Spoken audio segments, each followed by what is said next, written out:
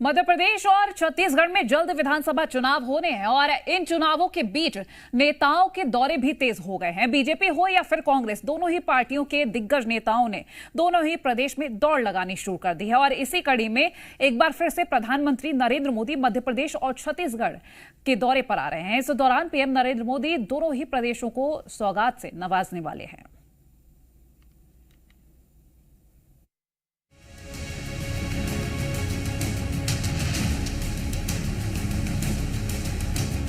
मध्य प्रदेश और छत्तीसगढ़ में जल्द विधानसभा चुनाव होने हैं और इन चुनावों के बीच नेताओं के दौरे भी तेजी से हो रहे हैं। बीजेपी हो या फिर कांग्रेस, दोनों ही पार्टियों के दिग्गज नेता दोनों ही प्रदेशों में दौड़ लगानी उन्होंने शुरू कर दी है। इसी कड़ी में एक बार फिर प्रधानमंत्री नरेंद्र मोदी मध्य प्रदेश और छत्तीसगढ़ के दौरे पर आ रहे हैं। इस दौरान पीएम दोनों ही प्रदेशों को सौगात से नवाजने वाले हैं। तो चलिए आपको बताते हैं कि किस प्रदेश को कौन सी सौगात मिलने वाली है। सबसे पहले मध्य प्रदेश की बात करते हैं। पीएम मोदी 14 सितंबर को सागर जिले के बीना में 50,000 करोड़ की लागत से विशाल पेट्रोकेमिकल प्रोजेक्ट का भूमि पूजन करेंगे। इससे पहले पीएम मोदी पिछले महीने 12 अगस्त को सागर आए थे। एक महीने में उनका ये दूसरा दौरा है। तो चलिए अब आपको बताते हैं कि प्रधानमंत्री नरेंद्र मोदी सागर को क्या कुछ खास सौगात देने वाले हैं। एमपी को मिलेगी सौगात। सागर के बीना में पेट्रोकेमिकल परिसर में भूमि पूजन करेंगे। 50,000 करोड़ रुपए के निवेश का कार्य भूमि पूजन भी इसका किया जाएगा। बीना रिफाइनरी के पास पेट्रोकेमिकल उत्पादन की शुरुआत होगी। हर साल 2200 किलो टन उत्पादन की क्षमता होगी। क्षेत्र को इंडस्ट्रियल क्लस्टर के रूप में विकसित किया जाएगा। 3 लाख लोगों को रोजगार मिलने की संभावना है। तो चलिए अब आपको बताते हैं कि छत्तीसगढ़ को पीएम मोदी क्या कुछ सौगात देने वाले हैं। छत्तीसगढ़ को मिलेगी सौगात। 6,350 करोड़ रुपए की रेल परियोजनाओं की सौगात। परियोजना से कनेक्टिविटी में आएगा सुधार। परियोजना से सामाजिक और आर्थिक विकास में आएगी तेजी।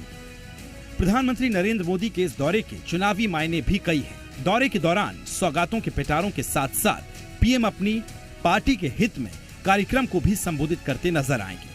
देखना होगा कि चुनावी मुहाने पर खड़े दोनों प्रदेशों में इन सौगातों का कितना असर देखने को मिलता है। ब्यूरो रिपोर्ट, जी मीडिया। जी मीडिया संवाददाता प्रमोद शर्मा भोपाल से और तृप्ति सोनी रायपुर से हमारे साथ लाइव जुड़ गई हैं और पहले हम भोपाल चलेंगे। प्रमोद, देखिए पीएम नरेंद्र मोदी पहुंच रहे हैं और ऐसे में लगातार जो कहा जा रहा कि बड़ी सौगातें मिलने जा रही हैं प्रदेश को, क्या कुछ जानकारी मिल पा रही है पीएम के दौरे से जुड़ी?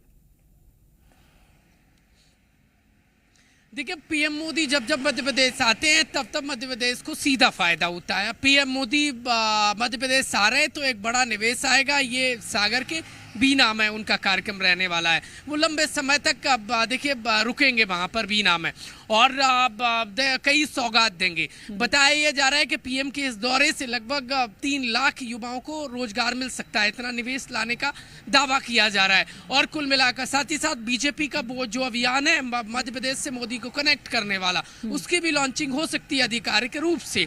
और ये देखिए पीएम मोदी के इस दौरे से बुंदेलखंड और महाकौशल दोनों को कनेक्ट किया जाएगा और यहाँ पर बीजेपी को बड़ा फायदा हो सकता है क्योंकि महाकौशल में बीजेपी की साख गिर रही है। लिहाजा बुंदेलखंड को साथी और महाकौशल की भी चिंता की जा रही है क्योंकि इस बार बीजेपी मध्य प्रदेश में पीएम मोदी के चेहरे पर चुनाव लड़ने जा रही है।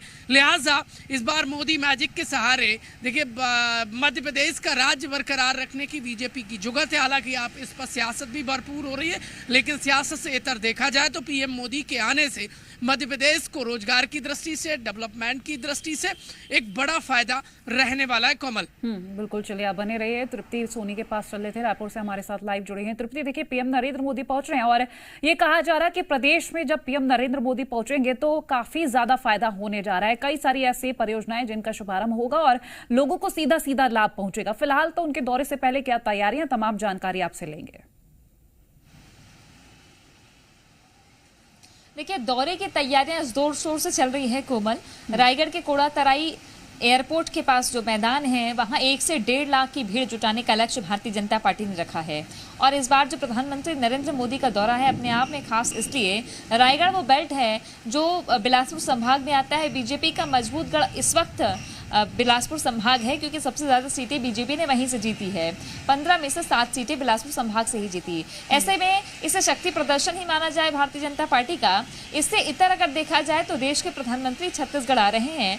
रायगढ़ में वो कई कार्यक्रमों, कई विकास के परियोजनाओं का शिलान्यास करेंगे, लोकार्पण भी करेंगे, जिसमें बहुत महत्वपूर्ण है कि 122 किलोमीटर की जो रेल लाइन है और इसके अलावा 4 मुख्य प्रोजेक्ट रेलवे के, जिसकी लंबे समय से मांग चल रही थी, वो आखिरकार पूरे होने जा रहे हैं। खरसिया धर्मजयगढ़ का जो कॉरिडोर है वो भी काफ़ी लंबे समय से प्रतीक्षित था, तो वो भी पूरा होने जा रहा है। इसके अलावा क्रिटिकल केयर यूनिट की शुरुआत करेंगे। रायगढ़ जैसी जगह जहां आसपास ऐसे जिले आते हैं जो दुर्गम क्षेत्र भी होते हैं, कई लोगों को सीधे बिलासपुर या रायपुर की ओर रुख करना पड़ता है, तो रायगढ़ में अगर क्रिटिकल केयर यूनिट की शुरुआत होती है तो वहाँ गंभीर से गंभीर बीमारियों का इलाज शुरू हो जाएगा, लोगों को लाभ मिलेगा, आसपास के लोगों को भी।